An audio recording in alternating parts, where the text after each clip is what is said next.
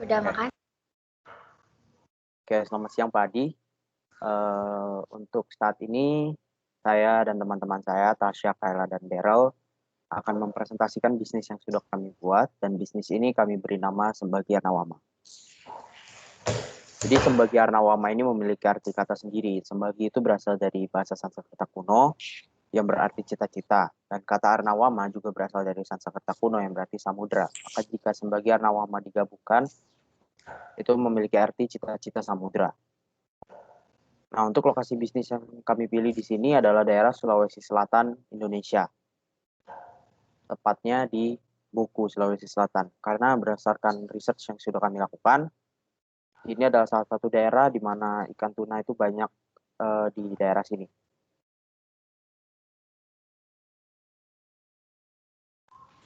Oke, selanjutnya ada background, opportunity, dan solution. Background berdasarkan SDG, kami akan mensejahterakan para nelayan dari aspek sosial dan ekonomi. Mengapa kami menyediakan kapal yang kami katakan sebagai kapal yang berfasilitas lengkap? Karena dari data dan berita yang telah kami kumpulkan, kebanyakan kapal yang digunakan adalah kapal yang kecil dengan alat menangkap yang sederhana. Opportunity, masalah-masalah kurangnya fasilitas pada kapal nelayan dan kurangnya pemaksimalan potensi perikanan di Indonesia. Di opportunity ini ada peluang untuk peningkatan taraf hidup mereka. Dan yang terakhir ada solution. Kami menyediakan kapal yang mampu meningkatkan kinerja para nelayan. Oke, di sini kita bisa lihat dari aspek ekonomi dan sosial para nelayan. Misalnya kita lihat dari aspek ekonomi, kalau misalnya di pojok kiri atas itu ada contoh rumah nelayan yang kami ambil dari website tertentu. Nah, di sini kalau kita lihat rumahnya itu tidak seperti rumah-rumah biasanya, dan rumah ini kalau bisa dibilang ini bukan rumah yang layak dihuni. Lalu misalnya kita lihat lagi dari aspek ekonomi yang lain, selama pandemi COVID-19 ini pendapatan nelayan itu turun 90%. Ini berita yang berdasarkan liputan6.com. Lalu kalau kita lihat dari aspek sosial, di sini dari 4 juta nelayan Indonesia, hanya 85% berpendidikan sekolah dasar atau SD, lalu ada 12% berpendidikan SMP, lalu 2,97% berpendidikan sekolah lanjutan tingkat atas atau SMA, dan 0,03 itu berpendidikan diploma. Nah, seperti yang tadi dikatakan bahwa penangkapan ikan tuna di Indonesia ini masih didominasi dengan kapal kecil, dengan alat penangkapan ikan sederhana seperti pancing.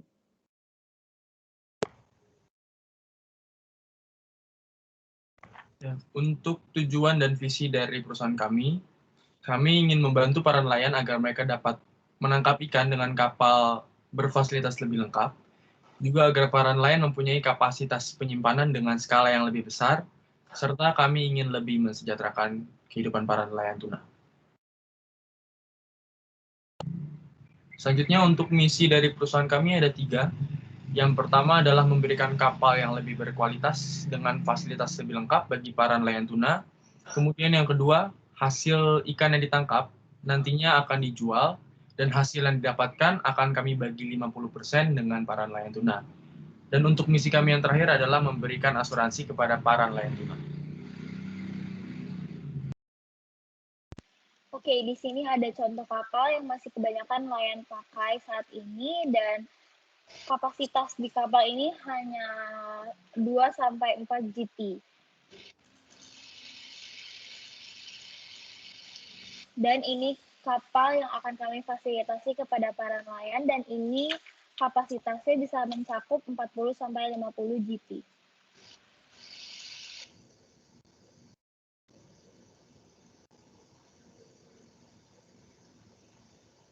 Selanjutnya ada asuransi. Untuk jenis asuransi yang akan kami tawarkan di sini adalah asuransi jiwa dan kesehatan.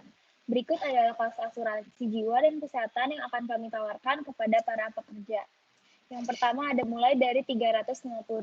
Jika ada nelayan yang sakit dan harus dirawat, maka kamar yang akan kami fasilitasi untuk kelas basic ini adalah kamar kelas 3 atau paling bawah. Dan di kelas ini kami akan mengcover biaya rawat jalan dan obat yang nominalnya sebesar 3 juta ke bawah. Yang kedua ada yang 450.000. Jika nelayan yang sakit dan harus dirawat, maka kamar yang akan kami fasilitasi adalah kamar kelas 2 atau menengah. Di kelas ini kami juga akan mengcover biaya pengobatan rawat jalan yang nominalnya sebesar 4,5 juta ke bawah. Dan yang terakhir ada yang 550.000. Jika ada nelayan yang sakit dan harus dirawat, maka kamar yang akan kami fasilitasi adalah kamar kelas 1 atau paling tinggi. Dan di kelas ini, kami juga akan meng-cover biaya pengobatan rawat jalan yang nominalnya sebesar 6 juta ke bawah. Kenapa nelayan membutuhkan asuransi? Karena profesi nelayan ini bukanlah profesi dengan resiko yang kecil, namun profesi ini memiliki resiko yang besar. Maka dari itu kami menyediakan asuransi baik bagi yang sudah tercover oleh pemerintah atau yang belum tercover oleh pemerintah. Selanjutnya ada competitive advantage. Yang pertama, fasilitas kapal lengkap dan harganya terjangkau. Yang kedua, kami memberikan asuransi kesehatan dan jiwa untuk para nelayan. Yang ketiga, kami memberikan free training kepada semua nelayan melalui nakoda yang kami sediakan selama sebulan pertama setelah kapal diberikan. Kami juga memberikan garansi selama 2 bulan kepada bodi kapal jika ada kerusakan dengan ketentuan maksimal 2 kali kerusakan. Untuk selanjutnya, yang menjadi kelemahan dari perusahaan kami adalah tidak semua nelayan mau menerima perahu baru dengan teknologi yang lebih maju dan fasilitas lebih lengkap karena tidak mau open-minded dengan teknologi yang diberikan. Nah, hal ini diakibatkan dari pola pikir yang masih sangat tradisional. Misalnya, ada seorang nelayan yang di mana nelayan tersebut sudah memiliki kapal atau perahu yang digunakan dari generasi ke generasi, atau bisa dikatakan sebagai sebuah warisan keluarga, sehingga nelayan tersebut tidak mau menggantinya dengan kapal yang baru. Market fokusnya daerah mata pencaharian utama dari wilayah tersebut adalah berprofesi sebagai nelayan. Dan juga kapal yang mereka gunakan masih tergolong kapal tradisional, sehingga kami ingin menggantinya dengan cara menyediakan kapal dengan fasilitas yang lengkap.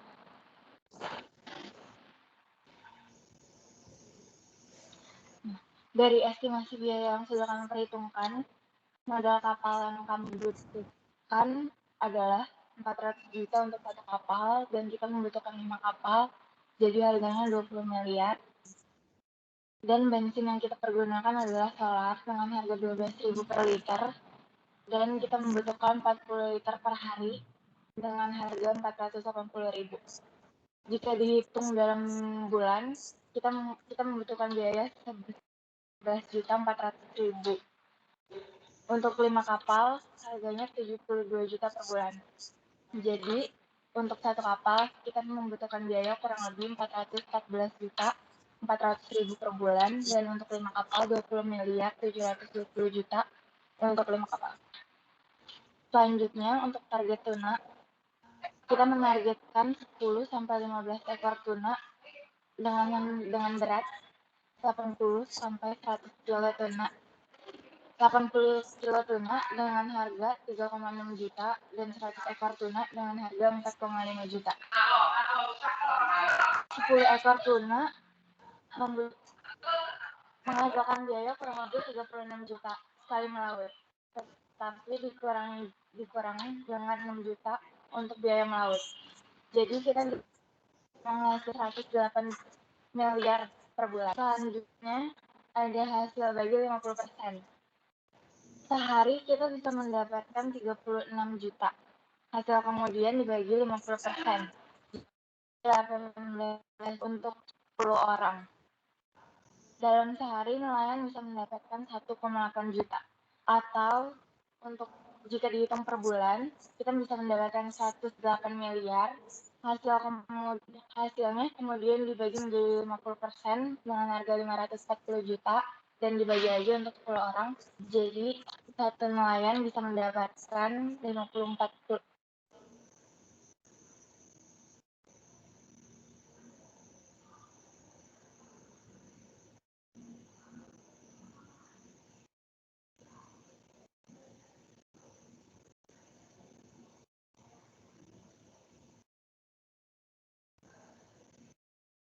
Gitu Pak, udah ini penjelasan yang bisa kami sampaikan. Jadi semoga Bapak ngerti. Oh, oke.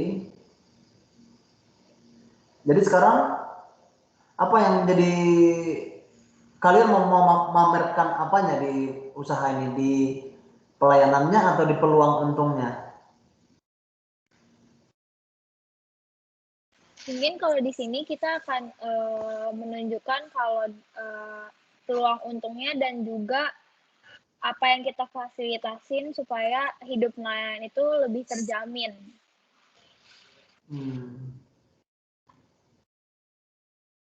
Ini tadi yang asuransi itu, yang biaya asuransi itu diambil dari mana ya?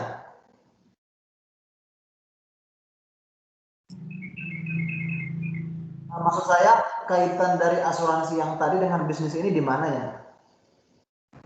Jadi ini itu salah satu fasilitas kita. Oke. Karena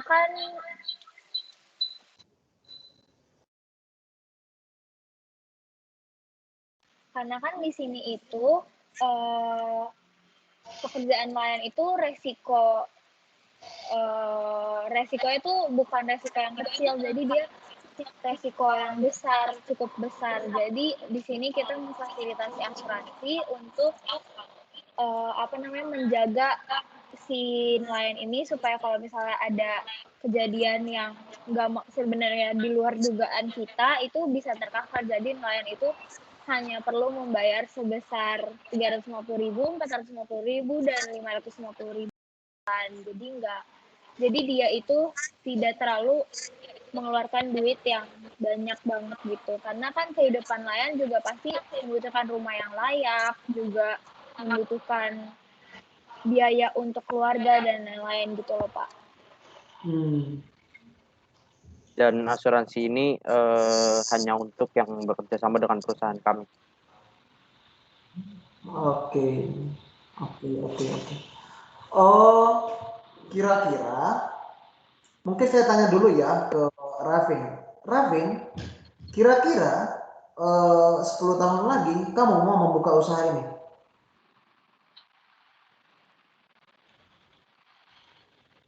Tahun lagi pilihan saya untuk membuka usaha ini gitu, Pak. Mau? Mungkin mau. Jangan. Kalau 10 tahun lagi bisa jadi. Kalau sekarang kamu punya modal, kamu akan membuka usaha ini? Bisa. Pengen kamu coba usaha ini? Iya. Tapi gak di saat ini, Pak. Karena? Karena saya masih kurang ilmu. Bukan. Kamu akan kerjasama dengan bos. Kamu melihat peluang ini peluang yang baik? Peluang yang baik. Oke. Darul? Pertanyaannya yang mana, Pak? Maaf. Ini, peluang usaha ini, kapal ini, menyediakan kapal ini, tuna ini. Kalau sekarang kamu punya modal, kamu mau buka usaha ini? Saya sebenarnya masih belum terlalu yakin karena ini juga masih sebenarnya belum terlalu matang, Pak. Apa yang nggak matang? Dalam perencanaannya masih belum terlalu matang, Pak. Apanya yang nggak matang? Apa yang kurang di planning ini?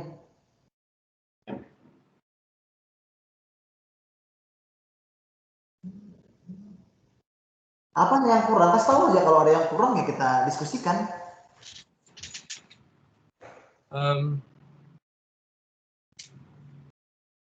Sebenarnya kalau dalam membuat bisnis itu lebih baiknya kan ada inovasi yang baru. Oke, artinya ini sebenarnya orang sudah lakukan gitu ya. Ini sebenarnya peluang bisnis ikan tuna kan? Iya. Nah, apa yang bisa diubah dari bisnis ini supaya terlihat inovatif? Memunculkan sesuatu yang baru, tapi sampai saat ini kami belum menemukan, Pak. Oke. Artinya udah banyak yang buka usaha ini ya? Iya. Sudah banyak yang buka usaha ini, teman saya namanya Aditya. Dia bahkan sudah bermain saham di ikan tuna ini gitu ya. Tapi benar sih, terus gimana menemukan sesuatu yang barunya gitu. Kalau Tasya dikasih peluang modal sekarang, kamu akan mau buka usaha ini? Mungkin saya akan buka. Karena? Karena ini saya juga mau para nelayan ini kan hidupnya lebih terjamin, makanya ada plan untuk bisnis ini. Jadi saya pengen melanjutkan membuahkan hasil dari bisnis ini. Oke. Angelin? Mungkin saya enggak. Karena? Dari biayanya, terus dari bukan minat saya juga.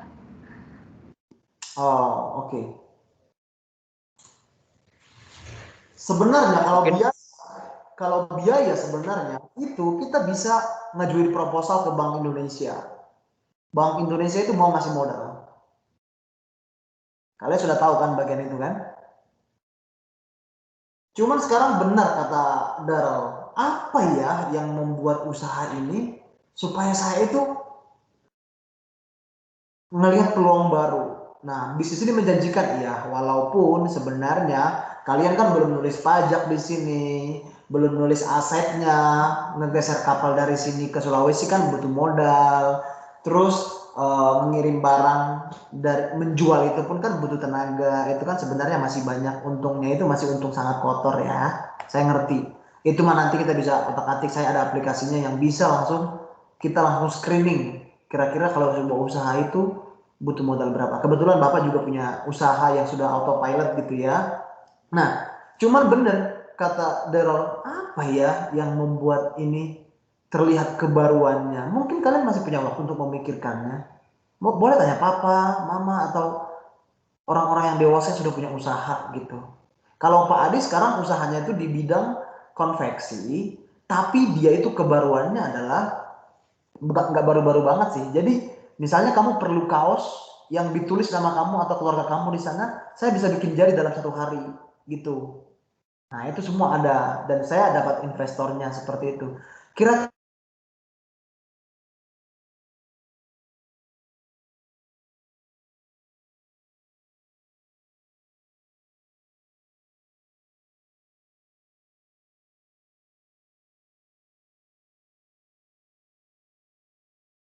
Halo, Pak Adi.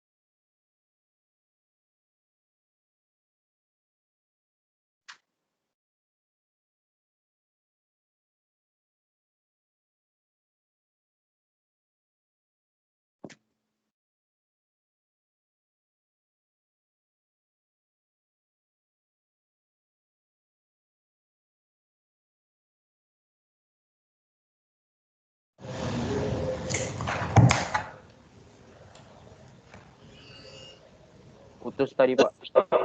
tapi tadi suara Bapak kedengaran ya? Nggak ada tadi, Pak, hilang. Enggak. Oh gitu. Oh oke. Nah Bapak senang ikan tunanya dan sekarang kalau saya googling pun sebenarnya banyak usaha tentang ikan tuna gitu. Tapi kebaruannya nggak terlihat. Kebaruannya itu kita bisa bermain di cara penangkapannya atau cara kemasnya atau cara budidayanya atau cara penjualannya, distribusinya. Kira-kira kita bisa pengaruhi kebaruannya di sana. Ada yang punya ide? Suara saya kedengaran, Daryl? Nah, ayo. Ide ini bagus, berpeluang, tetapi kalau menjual ikan tunanya, udah banyak yang melakukannya. Jadi nggak terlihat kebaruannya.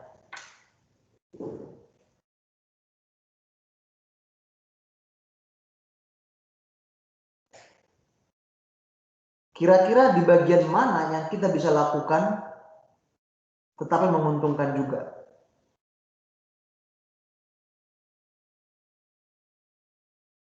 saya tanya gini deh, saya tanya ke Rapin deh. Rapin, kalian rencananya dapat ikan tuna sebanyak ini dijual kemana? Nanti dijual ke yang bisa ke pasar atau ke apa namanya yang temu apa Tengkulak. tengkulak.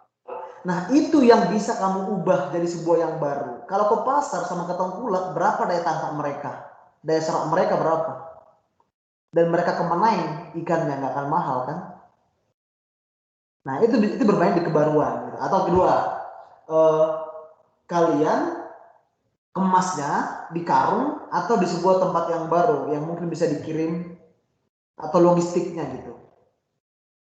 Mungkin Tadi kan di styrofoam box. Nah, jadi coba dipikirkan sebuah kebaruannya. Kalau saya berpikir mungkin lebih kepada distribusinya.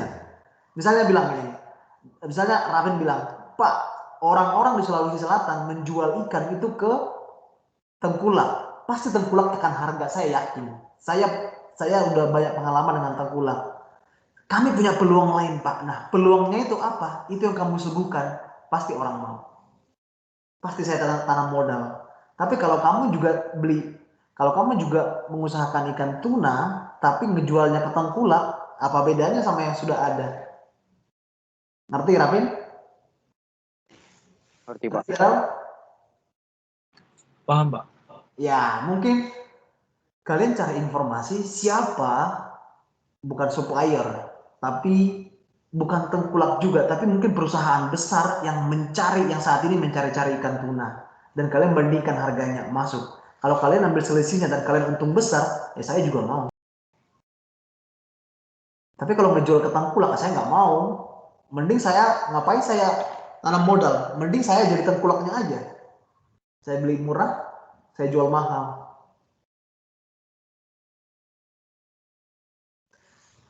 Saya punya teman di PIK, Pantai Indah Kapuk. Tahu kerjanya apa? Dia mengumpulkan semua sayur-sayur mayur yang saat ini lagi COVID, kumpulan sayur mayur, dia kasih brand. Dia kirim ke mall atau supermarket yang terkenal gitu. Jadi dia kasih brand. Misalnya sayur itu dia beli 2.000, tapi karena ada brandnya dia jual jadi 7.000 per ikat. Sehari dia bisa jual berapa ribu ikat, berapa puluh juta untung dia sehari. Oke, dia kasih brand, harga sayurnya jadi mahal. Kira-kira begitu. Oke, kalau begitu silahkan pikirkan kebaruannya. Nggak apa-apa, tetap ikan tuna, saya senang. Tapi pikirkan kebaruannya, entah di kemasannya atau distribusinya atau apanya pun di situ. Kalau sudah jadi, kita ketemu lagi nanti. Mungkin saya akan langsung pasang modal. Setuju, Abe, Rapin? Setuju, Pak. Setuju, Daryl? Setuju, Pak. Angelin? Angel? Iya, Pak. Oke, Tasya? Setuju, Pak. Nah, oke. Silakan kalian utak-atik yang mana nanti yang paling kebaruannya kelihatan. Pasti nanti Pak Adi tanam modal. Kalau cuma ikan tuna doang, sudah banyak di internet. Kalau Pak Adi cek sekarang, banyak pengusaha ikan tuna. Oke? Maksudnya kita mencari perbedaan kita dengan yang lain kan, Pak? Sesuatu yang baru. Yang tadi Darul bilang. Oke? Nanti kamu boleh ngomong, nanti latar belakangnya boleh gini. Kami tadi latar belakang udah benar, tapi bilang, ikan tuna yang ada ini mereka jual ke tengkulak dengan harga, cari tahu harganya berapa. Kalau kami jual ke PT ini harganya segini, maka kami berusaha untuk menjadi distributor ikan tuna. Kamu nggak perlu beli kapal, kamu cuma perlu ada truk beres, truk dan styrofoam. Itu contoh ya, boleh diutak-atik nanti ya. Oke? Iya, Pak. Nah, oke, silakan diskusi lagi ya. Thank you semuanya, thank you. Makasih, Pak. Makasih banyak, Pak. Makasih, Bye. Pak. Makasih, Pak. Oke, feel free to chat ya. Kalau kalian mau tanya apa, chat aja Mr. Ali, nggak apa-apa ya. Oke, Pak. Iya, Pak. Thank you.